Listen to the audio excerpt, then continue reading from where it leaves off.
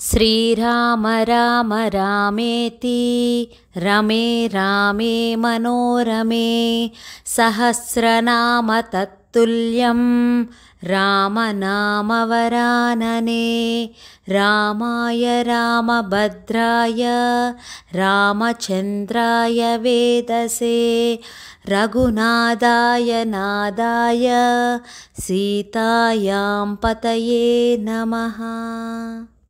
అందరికీ నమస్కారం। ఇవాల్టి వీడియోలో శ్రీరామనవమి రోజున స్వామివారికి ఇంట్లో ఏ విధంగా పూజ చేయాలి, ఎలాంటి నియమాలు పాటించాలి, నైవేద్యాలు ఏమి సమర్పించాలి అనే విషయాలన్నీ కూడా ఇవాల్టి వీడియోలో చాలా డీటెయిల్డ్గా తెలుసుకుందాం। శ్రీరామనవమి సందర్భంగా ఆ స్వామివారి ఆశీస్సులు మనందరిపైన ఉండాలని మనస్ఫూర్తిగా కోరుకుంటూ మీ అందరికీ కూడా శ్రీరామనవమి శుభాకాంక్షలు। మనకు ఈ శ్రీరామనవమి ఈ 2024 సంవత్సరంలో ఏప్రిల్ 17వ తారీఖు బుధవారం నాడు అయితే వచ్చింది। మనకు ఉగాది తర్వాత ముఖ్యమైన పండుగలు ఏమిటంటే శ్రీరామనవమి, శ్రీరాముని పుట్టినరోజుగా, సీతారామ కళ్యాణం జరిగిన రోజుగా, పట్టాభిషేకం జరిగిన రోజుగా శ్రీరామనవమికి చాలా ప్రత్యేకత ఉంది। శ్రీరామనవమి రోజున సీతారాముల వారికి కళ్యాణం ఎంతో అంగరంగ వైభవంగా జరిపిస్తారు। సీతారాముల వారిని ఈరోజు పూజించిన, సీతారాముల కళ్యాణం చూసినా సరే అష్టైశ్వర్యాలు ఆయురారోగ్యాలు కలుగుతాయి అంటారు। వివాహం కాలేని వారికి సీతారాముల కళ్యాణం చూసినా, కళ్యాణం చేయించుకున్న తొందరలోనే వివాహం జరుగుతుంది। అంతేకాకుండా ఇంకా మరెన్నో సమస్యలకు పరిష్కారం కూడా చూపిస్తారు ఆ శ్రీరామచంద్రమూర్తి। అంత మహిమాన్వితమైన సీతారాముల వారి కళ్యాణం, సీతారాముల పూజ ఈరోజు తప్పకుండా చేసుకోవాలి। అయితే పూజ ఎలా చేసుకోవాలో ఇప్పుడు చూద్దాం। సీతారాముల కళ్యాణం అంటేనే ఒక పెద్ద పండుగ। ఈ రోజున ఉదయాన్నే నిద్రలేచి తలస్నానం చేసి ఇల్లు వాకళ్ళు శుభ్రపరుచుకుని గుమ్మాలకు మామిడి తోరణాలతో పువ్వులతో అందంగా అలంకరించుకోవాలి। శ్రీరామనవమి పూజను భార్యాభర్తలు ఇద్దరూ కలిసి చేసుకుంటే చాలా మంచిది। భార్యాభర్తలు కలిసి చేయడం వల్ల ఇద్దరూ అన్యోన్య దాంపత్యం ఉంటుందని, ఎటువంటి చికాకులు కలహాలు లేకుండా సంసారం సాఫీగా సాగుతుందని అంటారు। అందుకని భార్యాభర్తలు ఇద్దరూ కలిసి చేసుకుంటే మంచిది। సీతారాముల కళ్యాణం ఎక్కువగా దేవాలయాల్లో జరుగుతాయి కదా, మనం ఇంట్లో స్వామి అమ్మవారికి పూజ చేసుకుంటే సరిపోతుంది। ఈ పూజను దేవుడు మందిరంలో చేసుకోవచ్చు, లేదా సెపరేట్గా పీఠం పెట్టుకునైనా సరే చేసుకోవచ్చు। పీఠం ఎక్కడైతే పెట్టుకుంటామో అక్కడ పసుపుతో కానీ గోమయంతో కానీ అలికి పిండి ముగ్గులు పెట్టుకుని పీఠాన్ని ఏర్పాటు చేసుకోవాలి। హనుమంతుల వారు, సీతారామ లక్ష్మణ స్వామివారు ఉన్న పట్టాభిషేకం ఫోటో ఉంటుంది కదండి, ఆ ఫోటోను పూజలో పెట్టుకోవాలి। అలాగే నా దగ్గర విగ్రహం కూడా ఉంది, అది కూడా పూజలో పెట్టుకున్నాను। ఆ తర్వాత ప్రథమ పూజలు అందుకునే వినాయకుని విగ్రహాన్ని కూడా, లేదా పసుపు గణపతిని కానీ పూజలో పెట్టుకోవాలి। దీపారాధనకు కుందులు అవన్నీ సిద్ధం చేసుకుని కుందులకు గంధం కుంకుమ బొట్లతో అలంకరించుకుని దీపపు కుంది దగ్గర అక్షింతలు పూలు కూడా వేసి సిద్ధం చేసుకోవాలి। జై శ్రీరామ్ అని తమలపాకుపై రాసి అలంకరించుకున్నాను। ముందుగా దీపారాధన చేసి దీపజ్యోతికి నమస్కారం చేసుకోవాలి। ఆచమనం చేసి సంకల్పం చెప్పుకోవాలి। మనం ఏ పూజ చేసినా, ఏ వ్రతం చేసినా వినాయకుని పూజ తప్పకుండా చేస్తాం కదా, వినాయకుడికి షోడశోపచారాలతో కానీ పంచోపచారాలతో కానీ పూజించాలి। ధూపం దీపం కూడా చూపించి నైవేద్యంగా చిన్న బెల్లం ముక్కను నైవేద్యం పెట్టి మంగళహారతి ఇవ్వాలి। ఇక్కడతో గణపతి పూజ ముగుస్తుంది। తర్వాత హనుమత్ సీతారామ లక్ష్మణ భరత శత్రుఘ్న సపరివార సమేత పూజను మొదలుపెట్టాలి। వినాయకుణ్ణి ఏ విధంగా అయితే షోడశోపచారాలతో పూజించామో సేమ్ అలానే షోడశోపచారాలతో పూజించాలి।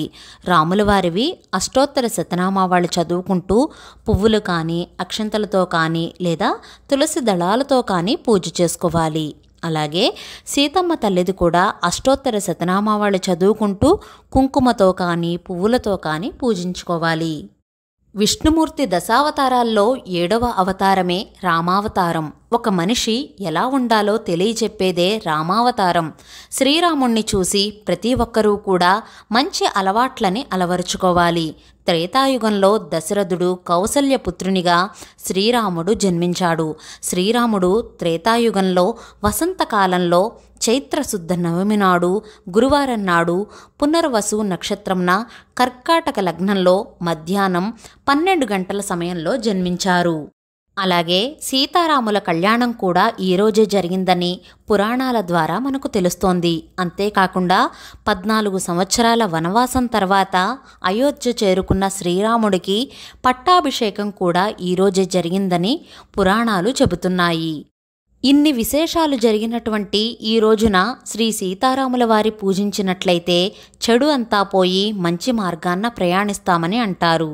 అలాగే మనం చేసిన పాపాలన్నీ తొలగిపోయి మనకొక మంచి జీవితం లభిస్తుంది. శ్రీరాముణ్ణి సకల గుణాభిరామునిగా మనం భావిస్తాం కదా. ఎందుకంటే అన్ని ఉత్తమ లక్షణాలన్నీ కూడా ఒక్క శ్రీరాముల్లోనే ఉన్నాయి. తండ్రి మాట జవదాటని కొడుకుగా, భార్య ప్రేమ కోసం పరితపించే భర్తగా, గుణవంతునిగా, ధైర్యవంతునిగా, విద్యావంతునిగా, ధర్మాత్మునిగా, సత్యం పలికేవాడిగా, చక్కని రూపం కలవాడిగా, పితృవాక్య పరిపాలకుడిగా, కామక్రోధాలను జయించిన వాడిగా, ఒకటే మాట ఒక్కటే బాణం ఒక్కటే భార్యగా కలిగినటువంటి వాడు వీరుడు, సూర్యుడు, వేదాంతాలు తెలిసినవాడిగా, సకల గుణాభిరామునిగా భావిస్తాము. అందుకనే ఇన్ని లక్షణాలు కలిగినటువంటి రాముడు అందరికీ ఆదర్శప్రాయుడు అయ్యాడు. ఇంకా సీతమ్మ తల్లివారికి ఉన్న ఓర్పు, సహనం ఆడవారిలో ఉండాలని పతివ్రత ధర్మానికి ప్రతీకగా మనం సీతమ్మ తల్లిని పోల్చుకుంటాము. ఈ విధంగా సీతారాముల వారు ఈ జగత్తుకు ఆదర్శ దంపతులు అయ్యారు. ఆ ఆదర్శ దంపతులను మనం పూజించడం వల్ల ఎన్నో మంచి ఫలితాలు, శుభ ఫలితాలు కలుగుతాయి. ఇంకా ఈ రోజున తప్పకుండా పెట్టవలసిన నైవేద్యాలు ఏమిటంటే వడపప్పు, చలివిడి, పానకం, ఈ మూడింటిని కూడా తప్పకుండా నైవేద్యంగా పెట్టాలి. ఇంకా వీటితో పాటుగా వేరే ఏమైనా ప్రసాదాలు నైవేద్యం చేయాలి అనుకుంటే చేయవచ్చు. ఏ నైవేద్యాలు పెట్టినా సరే చిన్న తులసి దళం వేసి నైవేద్యాన్ని సమర్పించాలి. ఇంకా పూజను ఎప్పుడు చేయాలి అంటే ఉదయం పూట చేసుకుంటే మంచిది. ఎందుకంటే 10-11 కల్లా భద్రాచలం నుండి మనకు సీతారాముల వారి కళ్యాణం టీవీలో లైవ్ వస్తాయి కదా. అలాగే మనకు ఇంటికి దగ్గరలో ఉన్న ఆలయాల్లో కూడా ఇంచుమించు కళ్యాణం జరిపిస్తారు. కాబట్టి అందుకని ఉదయం పూట పూజ చేసేసుకుంటే కళ్యాణం చూడడానికి సమయం దొరుకుతుంది. ఉపవాసం విషయానికి వస్తే ఉపవాసం ఉండాలా అంటే పూజ అయ్యే వరకు ఏమీ తినకుండా ఉంటే చాలు. మధ్యాహ్నం భోజనం చేసి సాయంత్రం పూట ఏదైనా టిఫిన్ లాంటిది తినవచ్చు.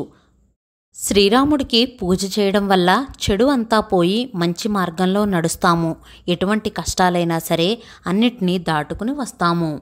ఆ సీతారాముల వారికి మనస్ఫూర్తిగా దండం పెట్టుకుని ఎలాంటి కష్టాలు వచ్చినా సరే అవన్నీ ఎదుర్కొనే ధైర్యాన్ని, శక్తిని ఇవ్వమని, అలాగే కష్టాలను తొలగిపోయేటట్లు చేయమని, అష్టైశ్వర్యాలు, ఆయురారోగ్యాలతో, పిల్లా పాపలతో సుఖంగా సంతోషంగా ఉండాలని ఆశీర్వదించమని ఆ శ్రీరామచంద్రమూర్తిని వేడుకోవాలి. అలాగే రామనామ జపం చేయడం, రామకోటి రాయడం మర్చిపోవద్దు. రామకోటి రాయడం స్టార్ట్ చేయాలి అనుకునేవారు ఈ రోజున మొదలుపెట్టుకోవచ్చు. ప్రతి ఒక్కరూ కూడా ఈ పూజను చేసుకోండి. ఆ సీతారామచంద్రమూర్తి కరుణా కృపా కటాక్షాలు మనందరిపైన ఉండాలని మనస్ఫూర్తిగా కోరుకుంటున్నాను. మరొకసారి అందరికీ శ్రీరామనవమి శుభాకాంక్షలు. జై శ్రీరామ్. సర్వే జన సుఖినో భవంతు. వీడియో నచ్చినట్లయితే please like, share, subscribe to my channel. Thank you for watching.